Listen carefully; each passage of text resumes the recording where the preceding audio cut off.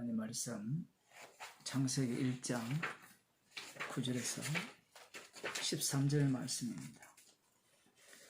하나님이 가라사대 천하의 물이 한 곳으로 모이고 묻이 드러나라 하시매 그대로 되니라. 하나님이 묻을 땅이라 칭하시고 모인 물을 바다라 칭하시니라. 하나님이 보시기에 좋았더라. 하나님이 가라사대 땅은 풀과 씨 맺는 채소와 각기 종류대로 씨 가진 열매 맺는 과목을 내라 하시매 그대로 되어 땅이 풀과 각기 종류대로 씨 맺는 채소와 각기 종류대로 씨 가진 열매 맺는 나무를 내니 하나님의 보시기에 좋았더라. 저녁이 되며 아침이 되니 이는 셋째 날이니라. 아멘.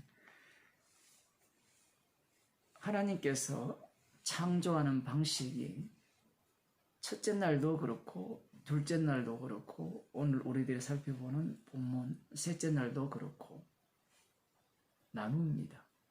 나누는 작업을 계속하세요. 참 독특한 창조죠. 이게 왜 중요한가 하면 요한계시록 가면 최종적으로 생명책에 기록된 자와 행위책에 기록된 자를 나눕니다. 생명책에 기록된 자는 새하늘과 새 땅에 들어가지만 행위책에 기록된 자들은 영원한 불못으로 던져지게 되어 있어요. 그래서 하나님께서 창조하실 때 그 창조의 방식을 나누는 방식으로 창조를 하시는 거예요. 그리고 여기에서 아주 중요한 내용이 있습니다. 첫째 날, 둘째 날, 셋째 날까지 인간이 없어요. 넷째 날, 다섯째 날까지도 인간이 나타나지 않습니다. 창조 자체가 인간 중심이 아니라는 거예요. 우리가 볼 때는 셋째 날까지 창조하고 예를 들어 첫째 날 창조하고 끝났다면 그 창조가 무슨 소용이 있느냐라고 생각하겠죠. 왜 그렇습니까? 내가 없기 때문에, 인간이 없기 때문에 그렇죠. 인간이 가장 중요하고 인간이 가장 소중하기 때문에 인간이 없는 창조는 아무런 소용이 없다라고 생각을 해요. 그러나 주님의 창조는 인간을 위한 창조가 아닙니다. 죽임당한 어린 양을 위한 창조라는 거예요. 그래서 오늘 또 창조하시는 방식이 어떤 방식인가 하면 어제도 제가 모양을 말씀드렸습니다만은 이렇게 물이 가득 차 있죠. 지구에 물로 뒤덮여 있는 것 중에 가운데를 이렇게 만들어서 궁창을 만들었죠. 하늘을. 그 바깥에 있는 물과 궁창 아래에 있는 물을 나누었습니다. 오늘은 궁창 아래, 하늘 아래에 있는 그 물을 한 곳으로 모아서 바다로 만드시고 그리고 드러난 묻을 땅으로 만드셨어요. 독특한 말씀입니다. 뭐가 독특한가 하면 우리는 물을 빼버리면 당연히 땅이 드러나지 않느냐 이런 생각을 하죠. 근데 성경을 읽어보면 그렇게 이야기하지 않고 천하의 물이 한 곳으로 모이고 묻이 드러나라 하심에 그대로 되니라. 하나님이 묻을 땅이라 칭하시고 모인 물을 바다라 칭하시니라. 하나님이 지금 말씀을 하셔서 한 곳으로 모이고 묻이 드러나라. 명령법을 두 가지 쓰는 거거든요. 모이라, 물은 모이라고 묻은 드러나라. 인간들이 생각하는 방식과 달라요. 왜냐하면 용도 때문에 그렇습니다. 땅의 용도와 바다의 용도 때문에 그래요. 자, 어제 우리가 잠시 살펴보았지만 시편 104편 9절에 보면 셋째 날 이야기가 나오죠. 주께서 물의 경계를 정하여 넘치지 못하게 하시며 다시 돌아와 땅을 덮지 못하게 하셨나이다. 물을 한 곳으로 모았어요. 시편 104편은 조금 설명을 해놓은 겁니다. 그 물의 경계를 정했어요. 바다죠. 쉽게 말하면 바닷물이 육지로 넘치지 못하게 하셔서 이 표현이 재밌죠. 다시 돌아와 땅을 덮지 못하게 하셨나이다. 그러면 이 다시라는 표현을 썼기 때문에 원래 방금 말씀드린 것 같이 물로 가득 차 있었죠. 물로 가득 차 있는 이 지구를 물을 한 곳으로 모아서 바다를 만드시고 그 바다와 바다의 경계를 물의 경계를 정했어요. 너는 더 이상 땅으로 침범하지 마. 다시 돌아와 땅을 덮지 마라고 창조를 하신 거예요.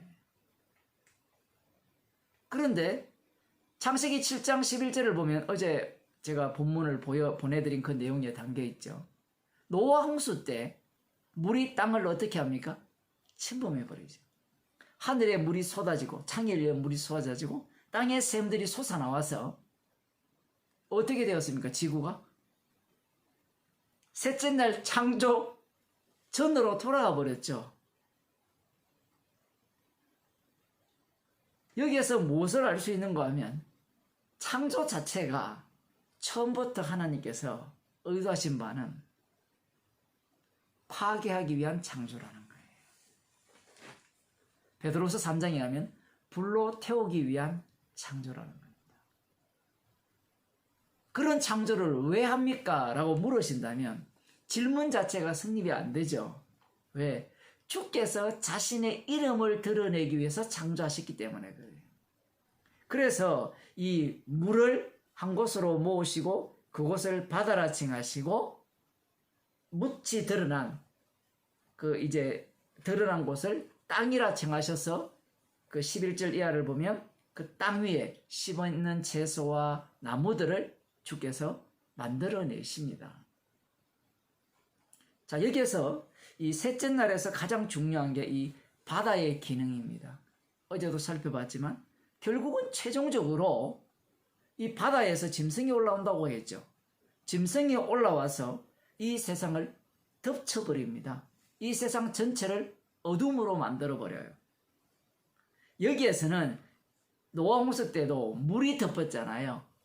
이것은 하나의 그림자입니다. 가짜예요, 가짜. 아니, 물이 덮이는 게 어떻게 가짜냐라고 이야기할지 모르지만 진짜 주님이 오실 때가 되면, 마지막 때가 되면 온 세상이 어둠으로 가득 차요. 그게 실제입니다. 악마가 다스리는 세상이 됩니다. 그걸 요한복음에서는 어둠이라 하죠. 마태복음 4장이나 누가복음 4장에서 악마가 예수님께 와서 시험을 할 때 이 세상 권세와 영광을 누구한테 줬다고 합니까? 자기 자신에게 줬다는 거예요. 그것이 제대로 드러나는 시점이 언젠가 하면 바로 예수님이 오실 때, 바로 그 종말 때라는 겁니다. 그래서 지금 땅을 만드셨잖아요. 물을 물러가게 해서 한 곳으로 모아서 땅을 만드셨잖아요. 자, 여기에서 창조 방식이 뭔가 하면 둘째 날에 하늘을 만드시고 셋째 날에 땅을 만드셨거든요. 그런데 새 하늘과 새 땅을 창조할 때는 정반대로 출발을 합니다. 새 하늘이 어떻게 만들어지는가? 새 땅이 어떻게 만들어지는가? 땅에서 만들어져요. 독특합니다. 이 땅에 누가 오십니까? 예수님이 오시죠. 예수님이 오셔서 그분이 죽임을 당하심으로 말미암아 새 하늘과 새 땅이 만들어지는 거예요. 이것이 왜 중요한가 하면 구약에서 유대인들이 섬기는 하나님은 늘 하늘에 계십니다.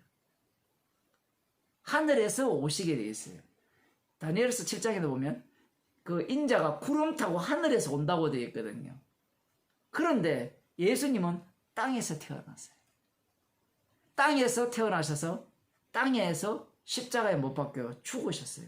그 죽으신 분이 진짜 하나님이시여. 그 죽으신 분에 의해서 새 땅이 만들어지고 새 하늘이 만들어진다라는 사실입니다.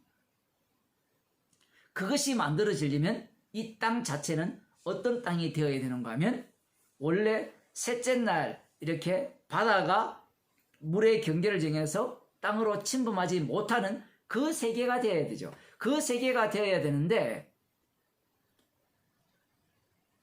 주님께서는 바다가 이 땅을 침범하도록 만들었어요. 침범해서 온 세상 전체가 바다에 의해서, 바다에서 나온 짐승이죠. 무정행에서 나온 그 짐승에 의해서 장악되도록 주께서 조치를 하신 겁니다. 그 속에서 주님은 새하늘과 새 땅을 자기 피로 만들어 내신다라는 사실이에요. 창세기가 모세가 기록했다라고 우리가 다 알고 있죠. 그러면 이스라엘을 하나님이 어떻게 만드셨는가라고 보면 아브라함에게 약속을 하시고 아브라함의 자손들이 애굽으로 내려갔죠. 애굽으로 내려갔을 때 그들이 애굽 사람들과 특별하게 다르게 살았느냐라고 보면 광야 시대를 보게 되면 그들은 애굽 사람과 다른 게 하나도 없어요. 마치 지금 오늘 셋째 날 만들듯이 물로 가득 찬 그 속에서 어린 양의 죽음을 갖고 새롭게 만들어낸 자들이 바로 이스라엘 하나님의 장자가 되는 거예요. 그들은 따로 있은 자들이 아니에요. 원래 어둠이었고 원래 애굽입니다. 약속의 땅에서 나고 싶을 마음 하나도 없어요. 오히려 자신들을 구원하러 온, 구출하러 온 모세와 아론에 대해서 원망을 하죠. 저주를 품습니다. 그런 모습을 광야 생활 내내 보여주고 약속의 땅에 들어갔어도 마찬가지입니다. 애굽인과 다를 게 하나도 없어요. 그런데 그들은 어린 양의 피로, 어린 양의 죽음으로 새롭게 만들어진 자들이죠. 이 말의 의미는 무엇인가 하면 그들은 애굽 사람들과 똑같은데 주께서 자신의 아들을, 장자를 어린 양의 피로 만들어내었다는 겁니다. 그래서 이스라엘은 무엇을 증거하는 자들인가 하면 어린 양의 죽음을 증거하기 위해서 만들어진 이스라엘이에요. 그게 오늘날 성도입니다. 그래서 성도는 지금도 어디에서 사는가 하면 어둠 속에서 사는 거예요. 실상 광야 이스라엘 백성들이 하나님을 향해서 원망하고 불평을 터뜨리는 그 모습이야말로 오늘을 살아가는 성도의 본 모습이에요. 육을 입고 살아가는 이상 끊임없이 죄가 쏟아져 나오는 환경 속으로 주께서 몰아넣으신 거예요. 거기에서는 어떤 인간도 빠져나갈 수가 없어요. 우리들은 그렇게 생각하잖아요. 하나님께서 홍해 바다로 몰았죠. 몰았으니까 원망할 수밖에 없습니다. 물 없는 곳으로 구름기둥과 불기둥이 인도를 했어요. 오늘날 성도의 삶도 마찬가지예요. 십자가의 피를 증거하기 위한 인도하심이에요. 그러면 그 속에서도 우리는 원망하지 말아야지. 그런 방식이 바로 예수님을 십자가에 못 박은 유대인들의 사고방식이에요. 주님은 죄인을 부르러 오셨습니다. 그래서 창조를 하실 때 실제로는 바다로 덮여 있었죠. 그 바다를 물려가지고 바다를 안 만드는 물로 덮여 있었는데 그 물을 물러나게 한 곳으로 모아서 바다가 침범 못하게 해서 최종적으로는 침범하도록 만드는 겁니다. 침범을 해야만 온 세상이 십자가의 피만을 증거할 수 있는 유일한 증인들을 주님께서 만들어낼 수 있기 때문에 그렇습니다. 그래서 이 세상은 여전히 악마가 다스리는 세상이어야 하는 거예요. 기도하겠습니다.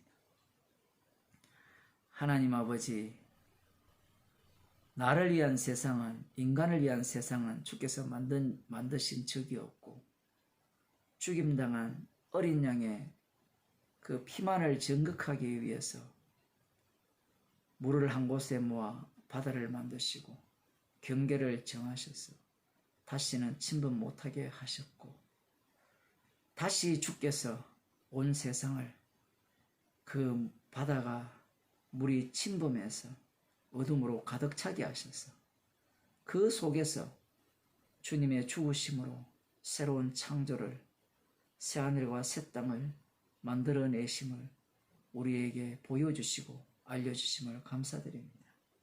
주께서 십자가로 만드신 새하늘과 새 땅, 그 새 창조로 저희들을 인도하셔서 날마다 주께서 만드시는 새로운 피조물로 저희들을 알아가게 하시고 새로운 피조물로서 주께서 만드신 새하늘과 새 땅을 바라보며 살아가게 하신 주님의 은혜에 대해 감사드립니다. 예수님 이름으로 기도드리옵나이다. 아멘.